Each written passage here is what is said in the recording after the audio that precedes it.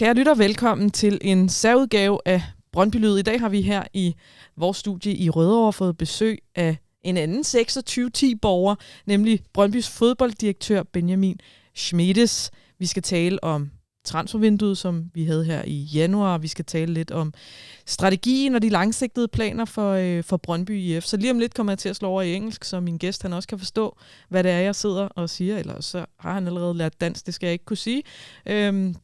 Men det finder vi ud af lige om lidt i hvert fald. Hovedpartner i BrøndbyLyd, det er Arbejdernes Landsbank, AL Sydbank, som vi skal til at vende os til at kalde dem. Uden dem og uden vores anden partner, GF Forsikring, kunne vi ikke lave så mange gratis podcast til jer, som vi gør. Så tak til dem, og husk at støtte dem, som støtter os. Og nu kommer jeg til at slå over i engelsk. And welcome to you, Benjamin. Nice of you to join us here in Rødovre. Thanks for having me. Your hometown as well? Yeah, my new hood. Yeah, you can say so. It's 1 kilometer from here. I found a place to live with my family. Yeah. And how do you like it here? Yeah, I like it. It's definitely convenient in terms of distances when it comes to the schools of my children, but also my way to Brøndby, which for me is always a crucial thing. Not having too long distances on your way, because you don't want to spend so much time in your car when you have work to do.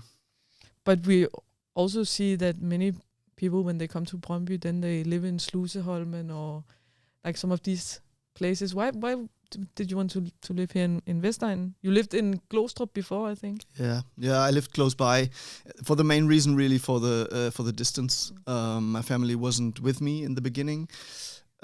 I came here for work and not for, I have to admit, the beautiful city of Copenhagen.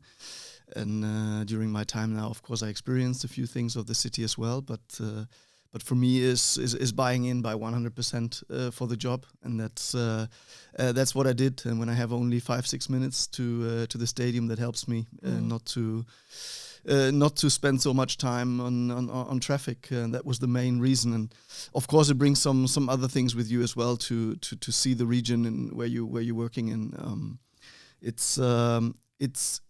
I really believe that identity is also coming from the ground, where a stadium is placed, where the training facilities are, where the people are.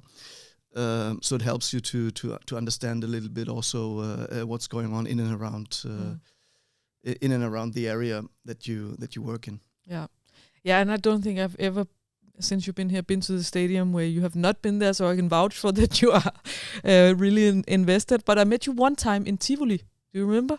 I do, yeah. The day before Derby, that we actually won, I think.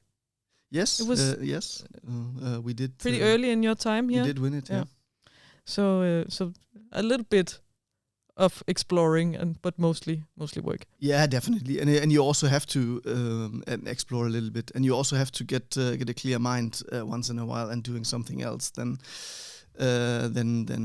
being at the stadium or thinking about football. It's just parts of being sharp at what you do is also to the ability of switching off sometimes, because you can't be 24/7 always in the same mood, always in the same sharpness. So it helps to once in a while do some other things to recharge a little bit to then be sharp when it's needed again. And you said that your family has come here now. What does that do for you to have them here now permanently? No, it makes it a little bit more easier. You have the daily contact, and not only by FaceTime or writing messages, but you have them around you, which definitely helps to have it a more normal life, I would say, because when you're absent and so far away from the family, it always has some challenges, and this is something that is definitely a bit less when you have them around. Yeah, and you've been here a year now. Feels that, like more, but also is a little bit more. But what have you seen as the biggest differences between football in Germany and football in Denmark? Maybe also the Netherlands. No, there's always some peculiarities that come with a specific league, with a specific country, maybe even. What I need to say, and I'm speaking as a German now, is that of course, when you come from Germany, you have the big league, Bundesliga, which is trying to compete with the Premier League. It's quite far away from that in many dimensions. But of course, you have the Big Five, and the Bundesliga claims themselves as being a major league in Europe, and it's maybe a natural fact that the rather smaller countries, smaller leagues, are not so much in the focus. I see a big difference in Denmark. A lot of people really cover the Premier League, know a lot about it. Also the Bundesliga. So everyone that I speak to that is interested in football knows far more about the Bundesliga, for example, than on average a German interest in football knows about the Superliga. And I think what I strongly believe is that there's an underestimation of the work that's been done in the country, and a specific also strength of the league. This is what probably most people that are not so familiar with it rather underestimate in that sense. Yeah, I agree, but it's like I live here and I love the Superliga, but I do think that there is like an underestimation of the Danish league in general. So the tactical level is very high. The player education is good here. And sometimes foreign players coming here maybe a little bit surprised of the level, you think?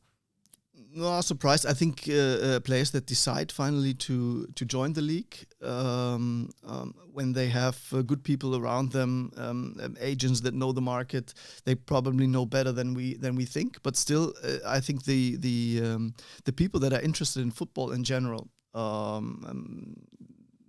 they may underestimate league and style and what it takes to win matches in that league, and yeah, maybe even some players do as well. I remember Dominic Kaiser when he came here. He was a good player. He was like, this league is so physical. Yeah, it's so physical. And he had to adjust and get used to it, and then he went on and killed the league, but was different. Yeah, but I think when you look at some things, when you prepare yourself, I can just speak from myself. When you do that, I was here a lot of times in my sort of former career as in the recruitment, so I knew what I was buying into. But also when you see all the results of the games, on average, there's not many results where there's high differences in goal differences, even when the first is playing the bottom team. You always see that it is very close in the results, and that indicates already that it is not so easy to score more goals than you concede in this league. As I said, you've been here for a little more than a year, so I want to start this interview by also looking back on your first year. Like what it was eventful. Let me put it that way. So when you look back, what were the key moments in your first year in Brøndby? Key decisions, maybe. Key moments, key decisions. Or there's a few that were definitely to consider in this regard. I think it was very helpful and it was also necessary to take some time to get to know everything and not come having the key and now deciding whatever you want without having the knowledge about what's really going on. So I took my time to get to know the ground, to get to know the people, get to know the processes, what is really needed, what is good, what can be good if you push it in the right direction, and what is to be changed. These are the things that are the natural things. So I think the first period for me was a really decisive one to see where do we actually want to go. Of course, there's discussions and talks with the board before you enter a new role, but of course that is only one side. You need to get to know the people on the ground, what has been doing. You need to understand more before you take actions. That's at least my way of dealing with situations. And then of course, I think for me, one of the most decisive things were definitely to to increase the level of leadership in the on the operational side by bringing in a technical director, because on my first evaluation, I felt that we have a very, very strong group in the masterclass, and also when you see how many players made their way to the first team. I think strategically the best decision in that time was really to downsize the number of the squad and making sure that you have the way through from masterclass to the first team. So by appointing Julius as a technical director, it was also building a bridge to the masterclass. We worked very, very much on the transition. We changed a few things, a new transition coach, also how we integrate the players into the first team, and I strongly believe that was one of the key strategic decisions that have been done so far. We see a little bit of that already. The number of debuts we have in the time that I've been there is quite high. But I also believe that there's an age group coming now where we can see even more, and we have to make sure as a club and for the legacy of the club to not block them and to not lose them. And this is strategically was one of the main decisions I would say that we've taken on that side. And the key moments, of course, it's key moments always come back to matches and experiences that you have, and I remind myself in a very positive way when we flipped in the qualification round 3 when we won 4-0 after a defeat in Iceland of 3-0 with one man down.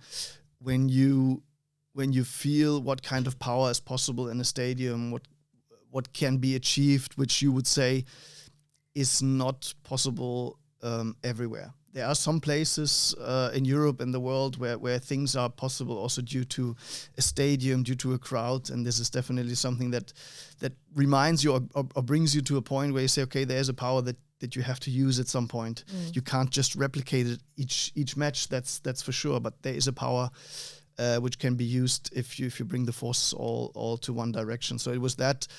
Even when we dropped out against Strasbourg, I had the same feeling. I think we had a team on the other side which was highly affected by the stadium, by what forces were coming to them on the field, but off the field as well. So those things remind you on the power and gives you something to say, well, it is something possible. And a key moment is also, of course, the change of Frederik Birk and enter Steve Cooper. Can you say?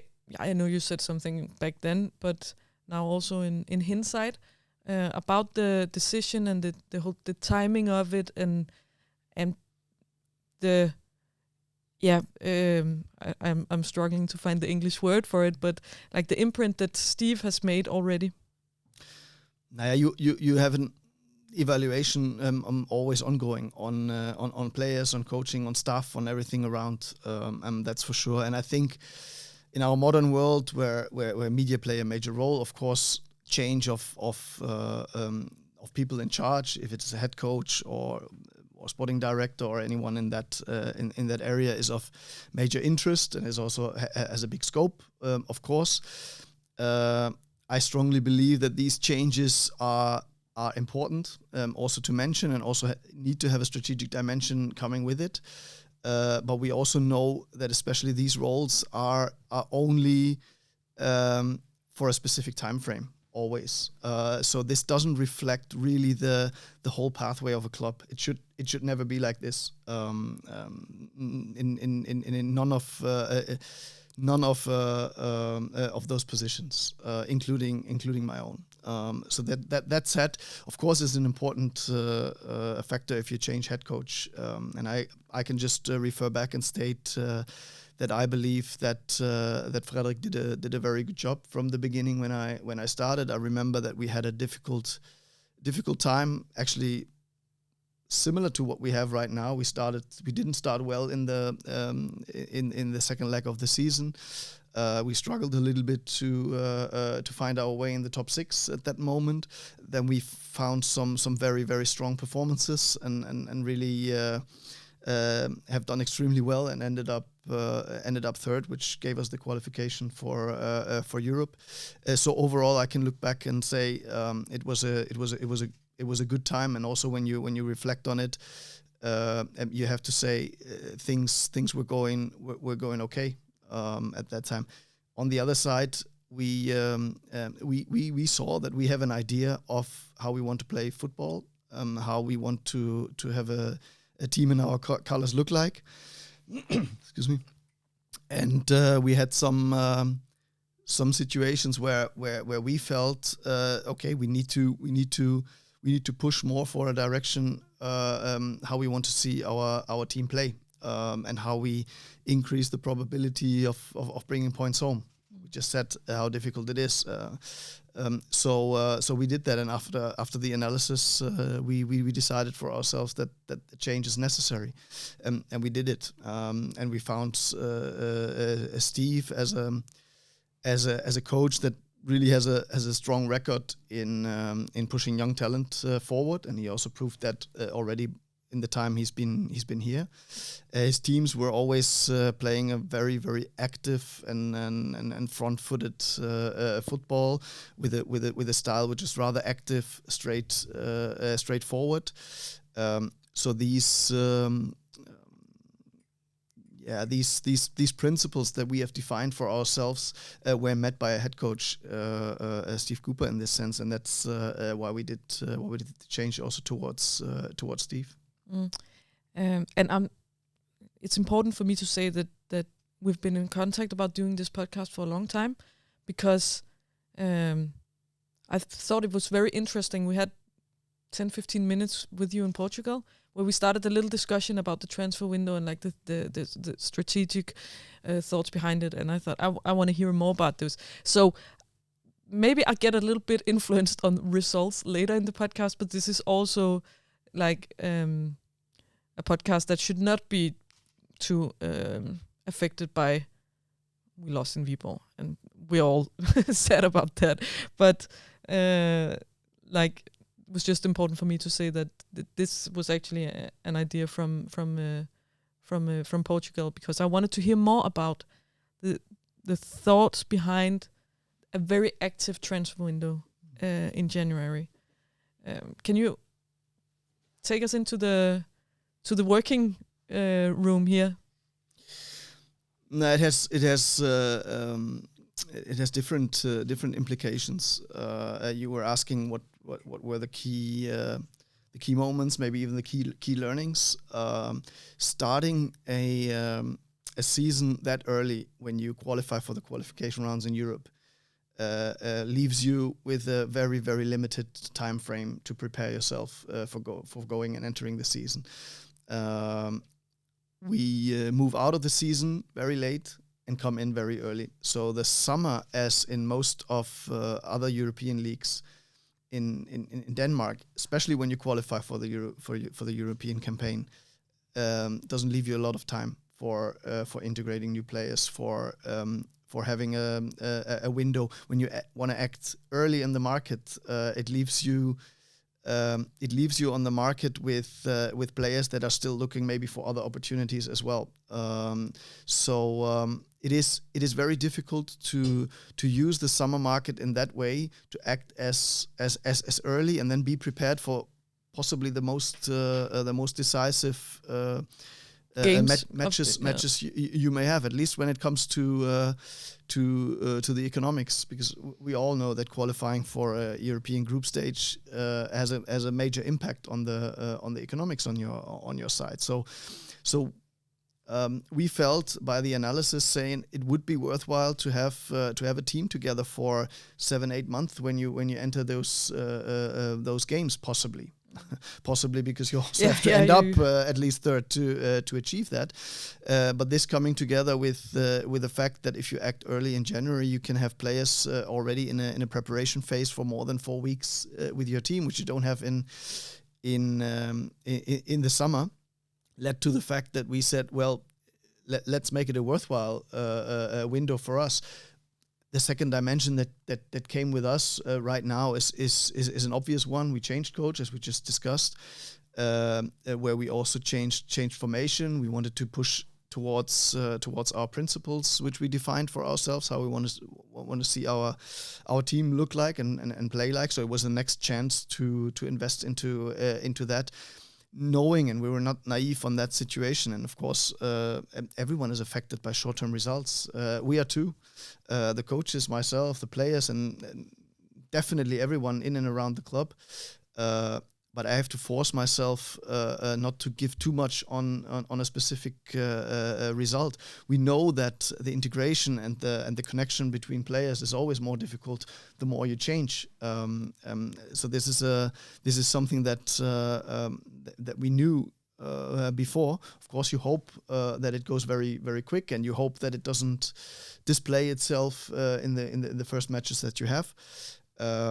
But this is something that we were knowledge about, and still we think it is a good idea for the middle and long term to have a team prepared then for the final part of the season, hopefully the championship round, together with then starting a new season 26-27. Yeah, can you say a little bit more about the time frames in this, because I can see that there's the European thing makes a lot of sense to me, because for many years we have, in my opinion, been making the same mistake again and again and again, and now we're trying to do something about it. And I must say, I think that makes a lot of sense. Does it guarantee results? No, but we try something different. But still, you also have to think, as you say, we have to come third, maybe fourth, depending on who wins the cup. So how do you balance short term, middle term, which I would say summer, and then the long term project here? Yeah, I think in my role it is the most important that you think about not only the near future, but definitely middle term, if not long term. So every decision that has been taken has to at least have a thought on the strategic side. What does that in the long term? But we also can't be naive in a big club. You need to make sure you bring in results immediately. So no one would believe in a scenery where you say, yeah, now we have a half a season which we're just running out for then being prepared to do something. I think that would be naive, and we're always willing to also on a short-term basis bring in results. On the other side, if you flip that around, if you only cover the short term and you make sure you win the next match by not having in mind what comes after it, I think that would be, especially from my position speaking, that would be definitely the wrong thing, and something that I see my appointment in that direction also, to make sure that there is a good future for this club. And I pointed out already what we did strategically when it comes to masterclass and transition, which is probably the biggest factor in that. That's also why I pointed it out as one of the major decisions that have been taken so far.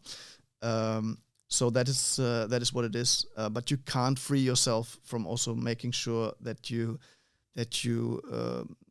create good performances, leading to points and wins in the league, because looking to the future and thinking about Europe in the summer without preparing yourself to actually get there would be also naive.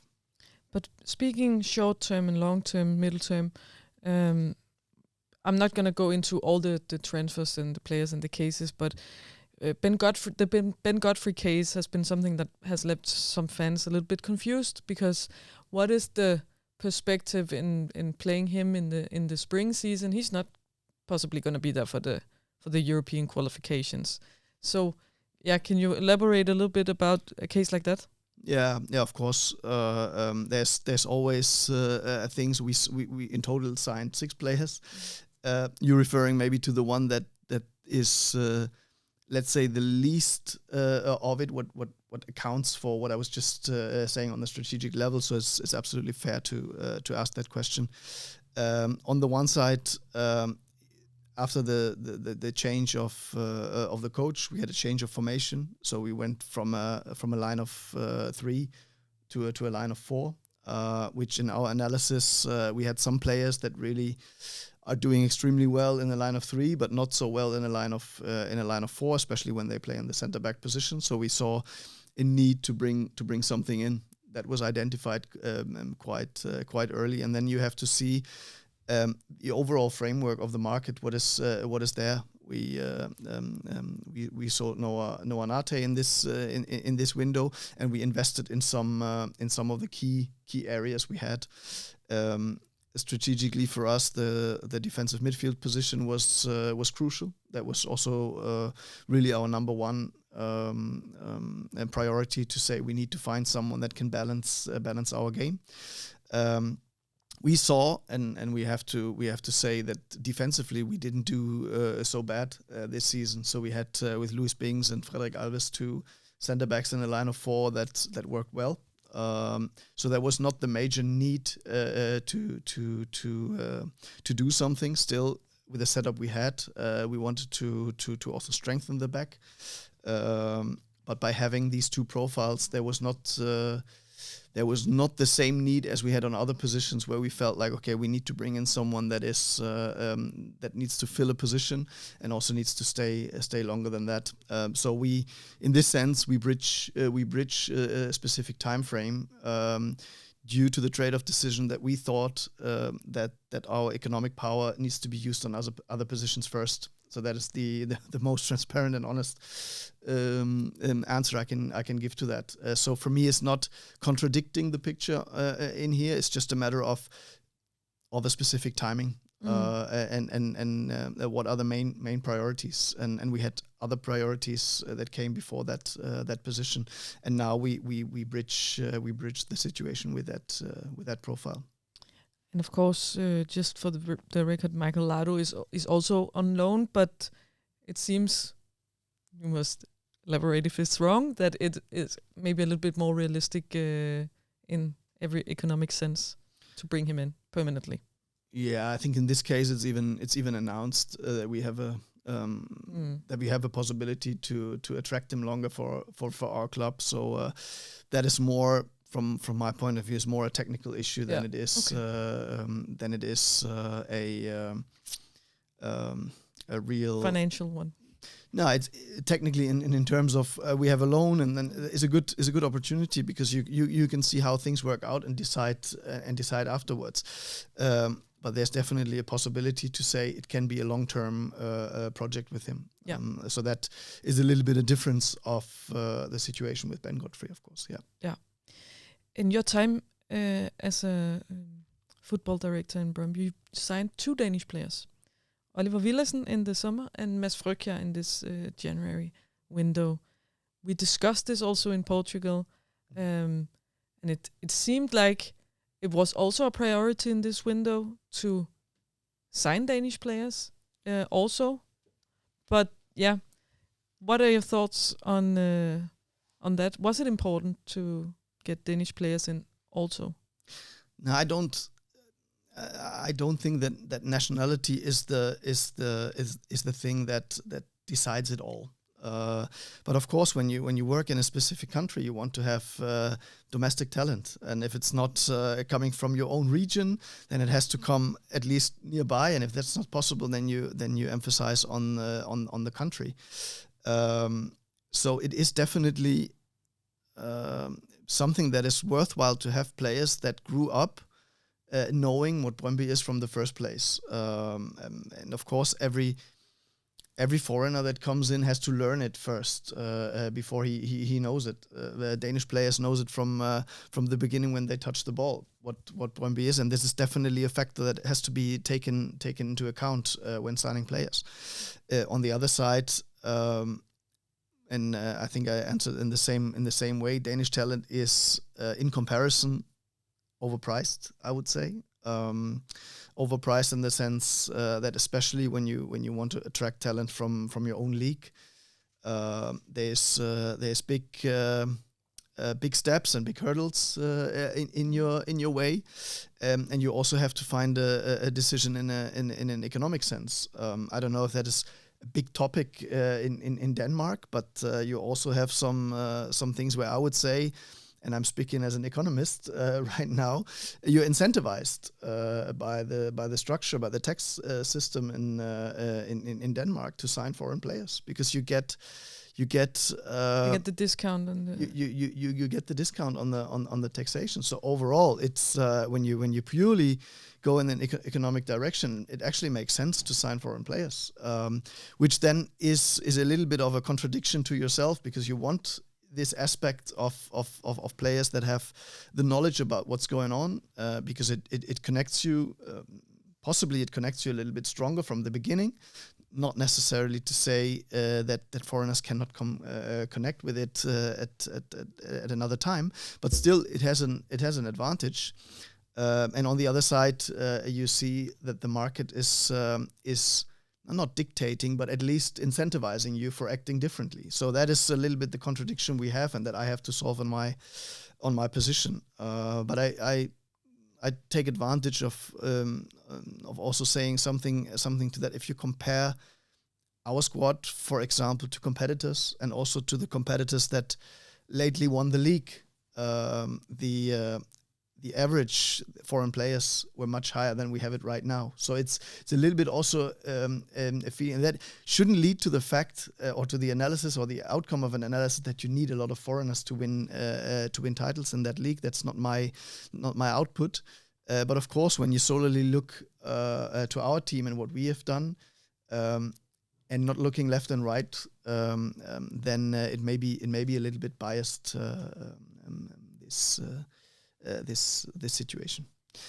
And finally, what for me is important, I think, and this also has a strategic dimension, of course, when we say Danish talents, or when I state Danish talents may be a little bit overpriced, then on the flip side, we also have to get our share out of that. And I think this is really something that I'm not only believing in, but it can be proven in numbers and names.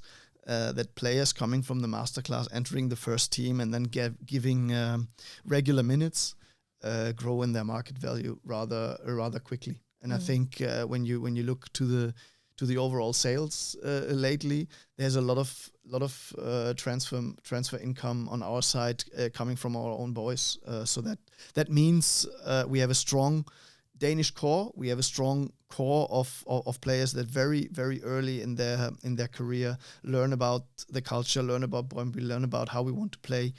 That only makes sense to highly invest into that structure and get the next generation into it. So there's definitely not avoiding Danish talent, but on the free market outside, there are some incentives for going different, and we have to make sure that we get that we produce the Danish players that have a lot of minutes and high value, that we produce them ourselves. And we do that already, but we can still do a bit more on that side. And on the other side, I don't want to sound like I think that foreigners are bad, because I don't. But I also think it's interesting how to build a culture, because I understand also the fact that the young masterclass players are providing a big part of the Danish part of the squad, but they're not the culture providers. You need also a culture that starts from the top. So how do you build that in a squad that is also getting more and more international? Yeah, I think if I may say that, I think there's a small bias already in the question that comes, because that indicates a little bit that the culture can only come from Danish. A part of the culture, yes, I do think is. I believe that, and I mean, I don't want to go too deep on that, because that would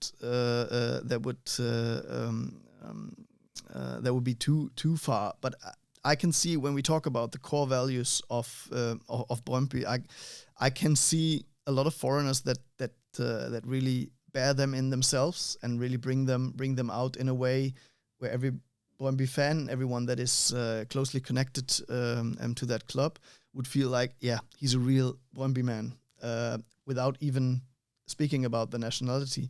And there's also players or staff members that have a Danish passport or Danish nationality, which have less less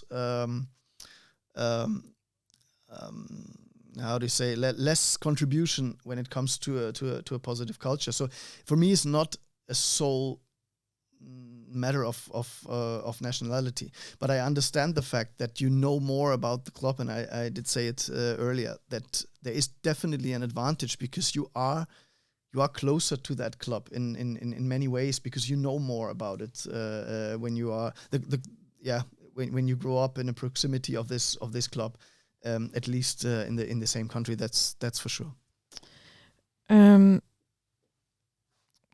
Speaking about masterclass, can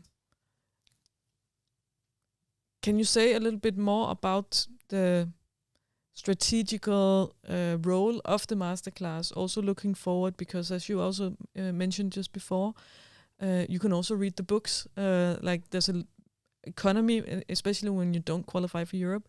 There's a lot of economy in developing your own talents and selling them, because also the investment in them is much less than if you buy a player and then sell him on. So can you tell us about how you work with that masterclass? Yeah, first of all, when we defined our principles of how we want to play football, then I have to say that there was a big involvement also from that side, and I strongly believe in that, because I don't know how to put it, but and that's not only in Brøndby. It's I think the academy is always should bear the holy grail in a way, because this is where you always have a source of players that can make yourself available.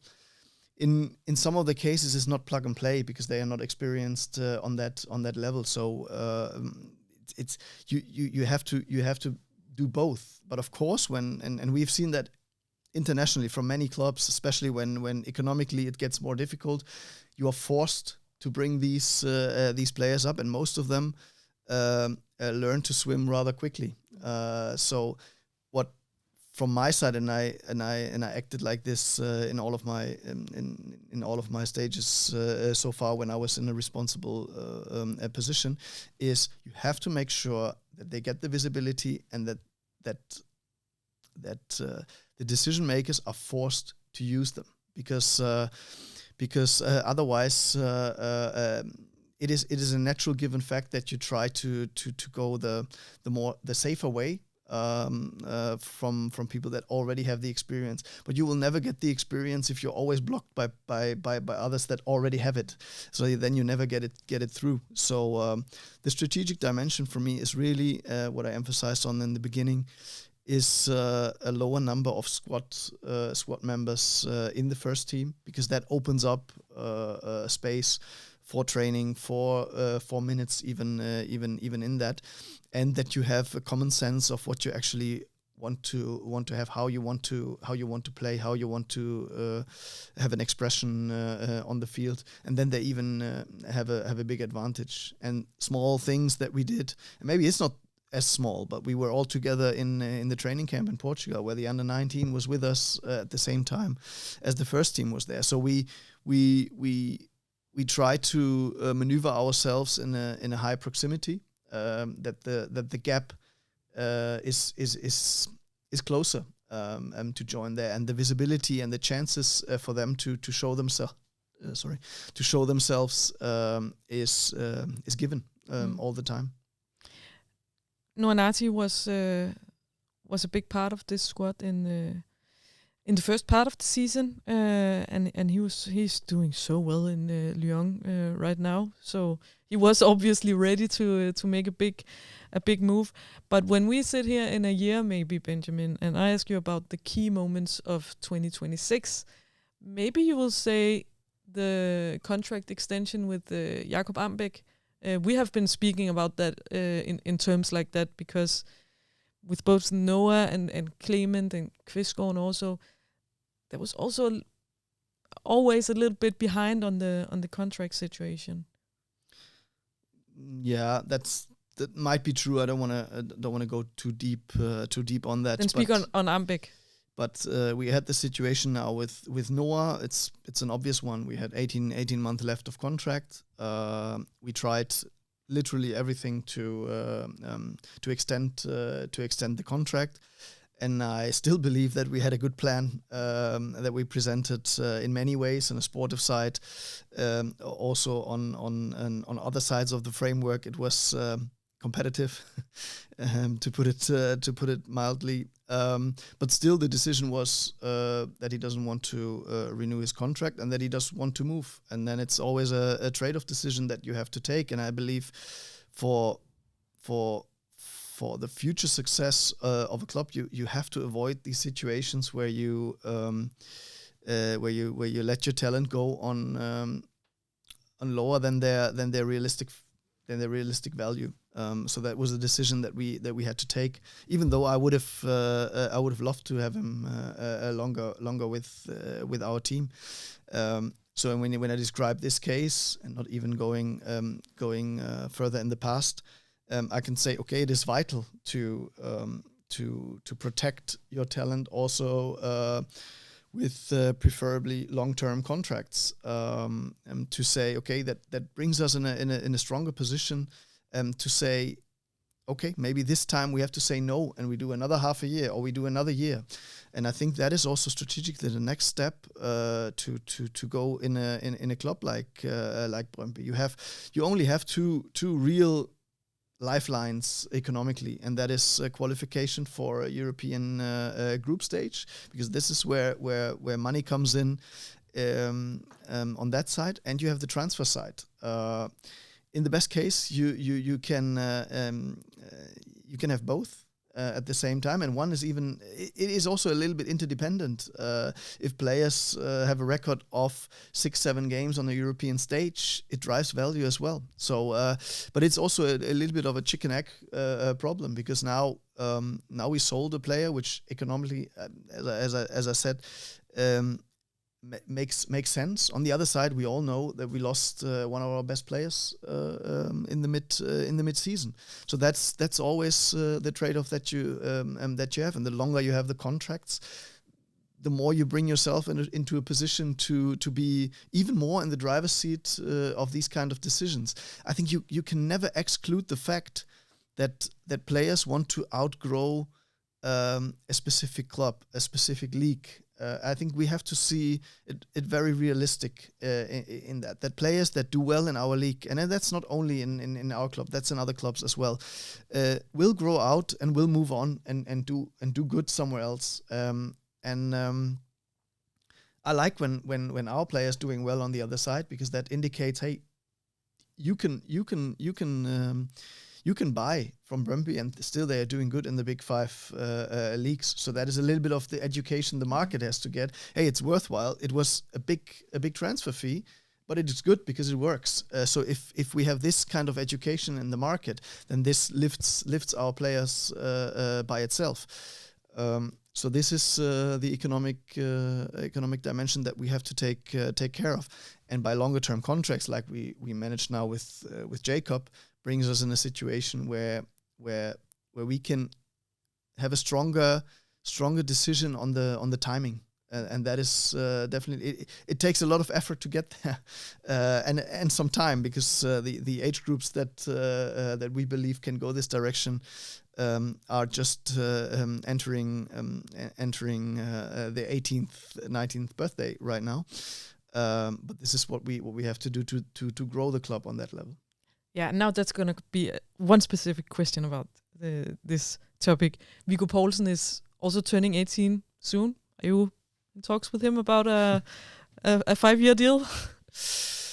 Or something like that? We are aware that he turns 18 rather sooner than later. So I think within the next 1.5 months he turns 18.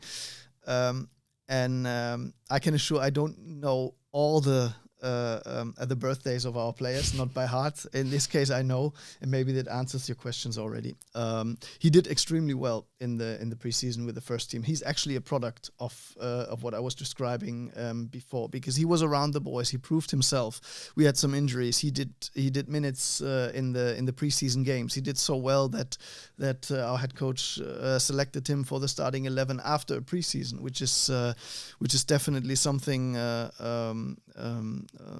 that can be mentioned in a very positive way, and he's definitely one of those that I'm describing. And yes, we are in talks with the representatives. I had a quick chat with the player himself as well, but in this case, it's something that we do in a calm and safe space.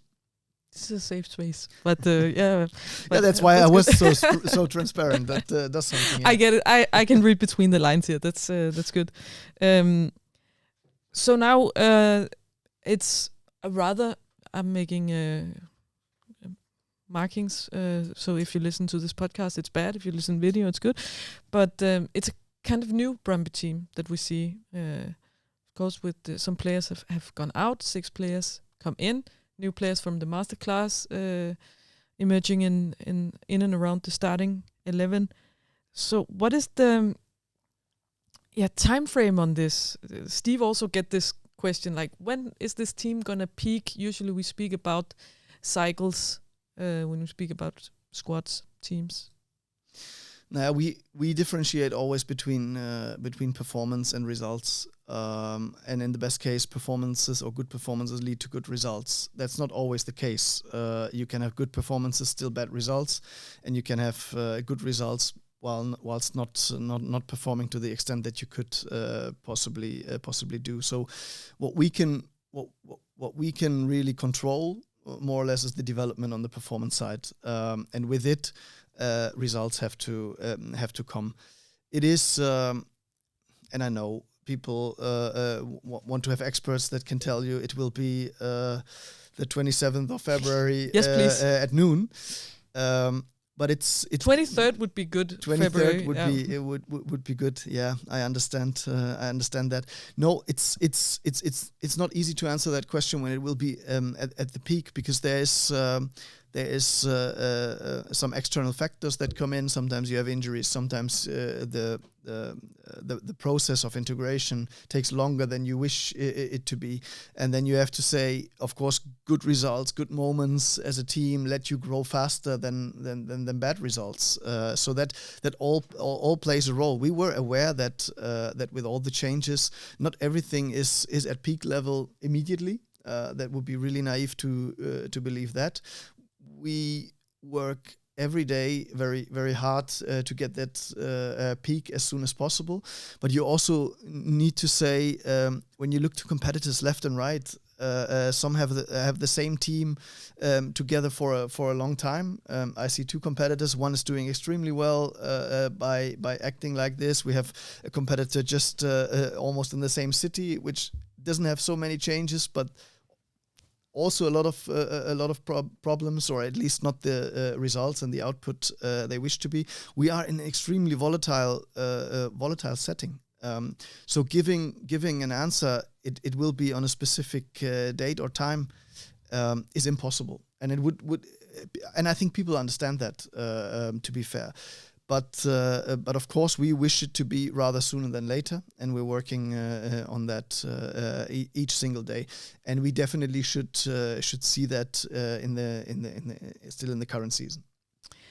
I also want to speak about the long-term strategy. We talked about the strategy for the transfer window, which I think is very interesting, but also like the long-term Brøndby.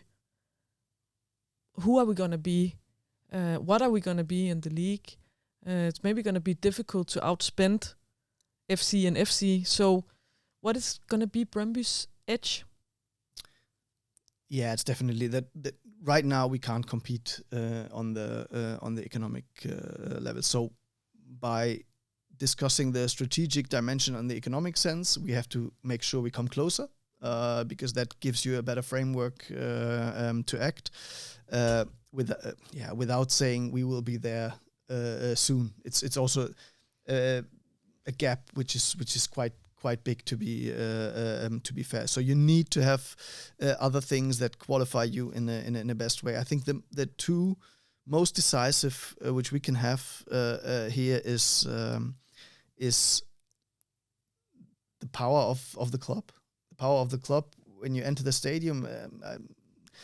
For those that listen from the beginning, when Strasbourg, the match, when you see what kind of power can come from the club, from the stadium, then this is really something where we are ahead of all others in the league, and we have to bring that power to life by also giving a spark from the pitch to the stands in the way we want to play.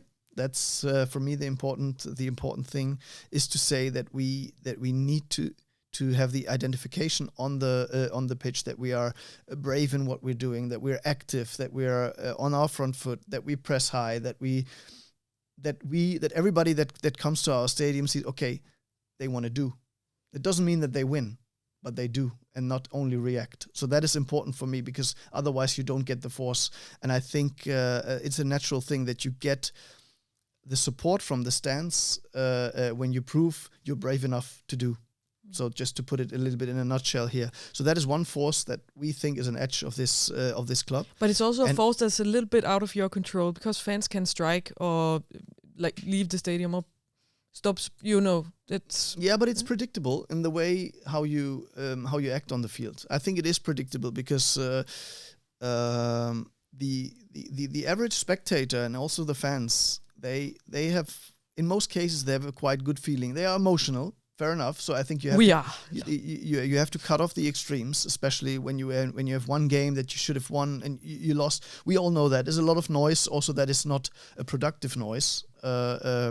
You have to cut that off. But my feeling is that football fans, and especially also here, have a good understanding of this is actually something that goes in the right direction or goes in the wrong direction. So they have that feeling it's going to be a good day because they try. That doesn't mean that after 90 minutes is a win there, but I believe the buy-in into a team and what they do is a very sensitive thing where most of the people have a good feeling about that. So I really believe in the effort that you can make as a team to get them on your side more than usual. It's specific moments, but it's also the way how you act on the field. So that's the one thing. The second for me is definitely that, and that's not empirically now what I'm saying, but when you see the last years, how many players we really produced ourselves and bringing to life in a club like ours,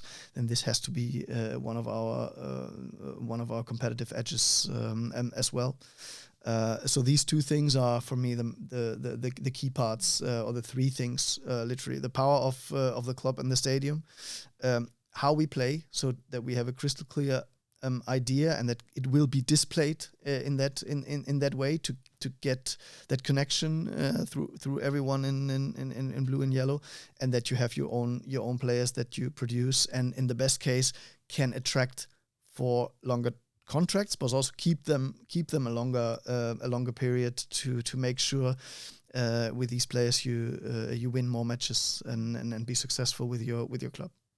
And I talk with a lot of young players and their families and stuff like that. And it is a big pull right now that they can see, okay, in a big club like Brøndby, it's not that the road is easy because hard work and they have to do the work themselves, but they see that, okay, if I do well, then there's a chance to go into the stadium. So that is a big pull for Brøndby. Yeah, we have to make sure that from the framework that there is the opportunity. But of course, we ask players at the end to stand on a field playing professional football. So you can't carry them there. You can open doors, or you can create pathways for them, but they have to do it themselves, because at the end they have to be on the pitch, make decisions on the pitch, because it remains a player's game. So we have to bring them there, get them to their experience, and get them to their opportunities to perform. Yeah, and then they have to do it themselves. And this is a returning debate in Brøndby. It has been for all of the 10, 12 years I've been covering this club. How do we make sure in Brøndby that players signed formation stuff like that is not depending on the at any given time sitting coach? Because as you said previously, the spot is for loan, like it's gonna change. So how do we secure that, like it's a club identity, club project, not a coach's project from time to time? No, I think realistically you have both. Of course, every single head coach has an impact on the decision making. It's not that that a head coach doesn't even know which players are coming, because they are all coming from the club. But the closer you can identify the way you want to play, and also if you don't switch that, even when you lose a coach, in the best way, by the way, you lose a coach in the direction that he's attracted to go to an even bigger club. That's the cycle you want to get in. But it's, of course, it's always an impact. But the closer you define what you actually want and where you're heading to, then it is not dependent on specific persons. Not the head coach, not the sporting director, but it is a collective decision of what I would say a council of people that has to be involved and also take care of values, but also on the way where you want to go. So I believe it. I really believe in the things to have people influencing decisions on that way that also are not affected by the daily noise of the things that happen, because in these scenarios you can definitely see a bit clearer than others. I claim for myself that I managed quite well to cut off these noises, but I know in big clubs, and Brøndby is such a club, it always try to infilter this decision with good intentions, but maybe sometimes not with the best outcome. But to specifically answer your question, we have to make sure that every decision is based on is it good for the future direction of a club, and that is by bringing in a technical director, by making a masterclass, a real strategic piece of the club. As I said, it's the holy grail. So they need to be integrated in these discussions. Yeah, and we have signed many players this January, as we already spoke about, but we still don't have a head of recruitment, as far as I know. Maybe you did something with the role, but can you tell us, because John Müller, he went to Aalborg. It's not a year now, but soon, later in the spring, but still haven't heard anything about a replacement for him. No, he left after the summer window, so it's half a year. But it was made public before. Yeah. We're in process of that, and it's correct that there was no head of recruitment now in the winter window. We were quite sure what we are going to do in the positions, and we invested in the recruitment as well. So we brought in a few more manpower and people to do so. That was definitely important to get a little bit away of my shoulders and others. It's definitely worthwhile to have a strong person leading also the recruitment process in this case. So we're still in process, and we hope that we can attract and sign someone rather quickly. Is it an important position? Yeah, of course, it's an important position. It is something that definitely interacts with the markets on the given framework that you wish to have, and that is the principles what you want for each positions. At the same time, having a knowledge about markets where you get players for the right price. So for me, is a little bit like head of academy, head of recruitment. The one lifeline is the internal, the other is the external. And of course, they have to challenge themselves for what is better, going external, going internal. So it is an important role. However, it is also mainly about evaluating and everything, making reports from the scouting itself. And there was also after John left the club, there was no lack in the working process. But it's definitely worthwhile to have a strong person that can support in that regard, finding and signing players. Yeah, and we already spoke a little bit about that the economic gap to the FC clubs is quite big, and maybe not a hole that you close over the span of 1 or 2 years. So when Steve Cooper talk about Brøndby being has not been a winning club, how do you become a winning club? Like, because usually we talk about that the clubs that spend the most money also end up winning the most. So how do we become, like, what is a winning club? Could you also be a winning club in other aspects? Yeah, I think you can be a winning club in other aspects as well, because otherwise it's only each year one winning club, many losing clubs, and many losing clubs. For some clubs, as a winning club to manage to not being relegated. If Fredericia makes it this year, I think they would say they're a winning club. Exactly. So I think winning club or winning mentality, or however you want to put it. Winning is definitely in achieving your goals, or even overachieving your goals. So this is how I would define that. And definitely for a club like Brøndby, where we have a realistic view on where we stand, winning a title would be definitely overachieving. Which normally you can't do that on a regular basis, overachieve. But you can have situations where things come together where you can overachieve. But of course, winning something is definitely achieving your goals in that regards. But I wouldn't. I mean, it's more about how far are you away from your optimum. So put it on a minor case is one match. If you perform to an extent where you deserve to win, then you have to win. That is a winning mentality. So I would say, what is the realistic, the best realistic outcome? Did you achieve that? That is probably what I would define more abstract. Yeah. In winning. And maybe it's a bit too difficult to understand, but you have to know your position to know what is actually a win. Now it's been 3 transfer windows for you. 2 in January, 1 in the summer. When can you evaluate a transfer window? When do you evaluate a transfer window, for example?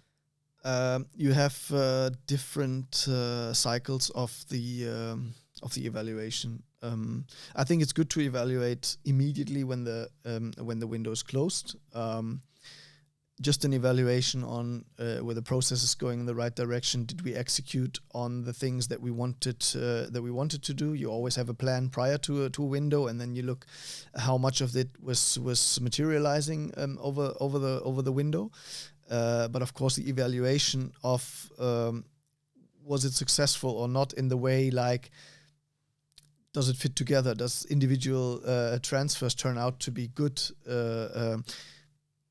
Goes over time. So you have a first evaluation right after the window, and then I think the next is about 2 to 3 months, and then even after 1 year, you would say, okay, was it going the right direction? And then you don't go in too much into specific and say, okay, this transfer was good, this was bad, but overall, did the things that you had in mind, did they go in that direction or not? And how was the small pieces that you changed going in that direction, or didn't it work out, or was it faster or slower than you would have predicted? Yeah, and now we had a busy January. So what do you expect in the summer? No, it depends a little bit because you're always in that situation. You don't know yet who wants to do something new. How are the things progressing? In the best case, the summer shouldn't be as busy as now in the winter because we set the strategic dimension now acting in the winter rather than in the summer. It's difficult to be precise on that right now. We see a few things that still also need adjustments for next summer, but maybe not seeing the limitations of time of the January window, not compared to the winter. And I've reached the end of my rundown finally, but we have a very important game on Monday against Sønderjyske.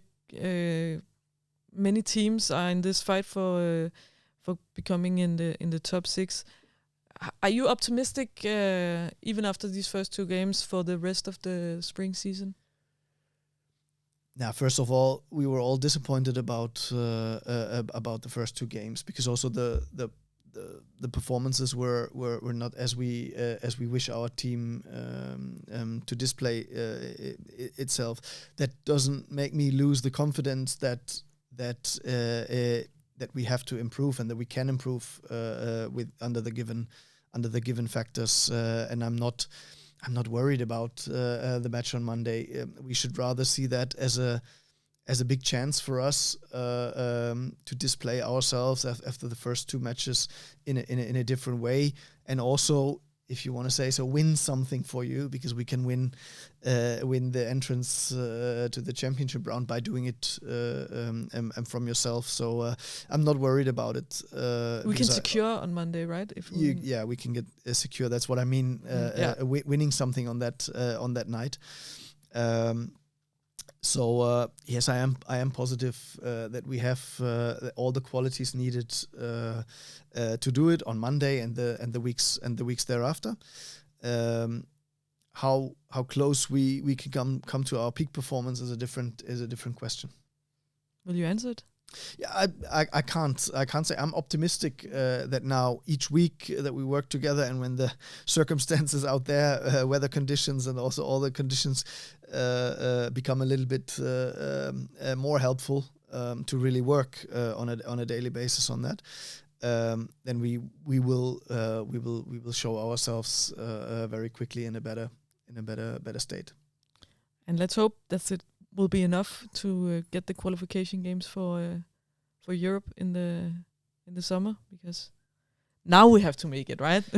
First things first. Let's qualify for the top 6, and then we try to have a strong campaign in the 10 games left there.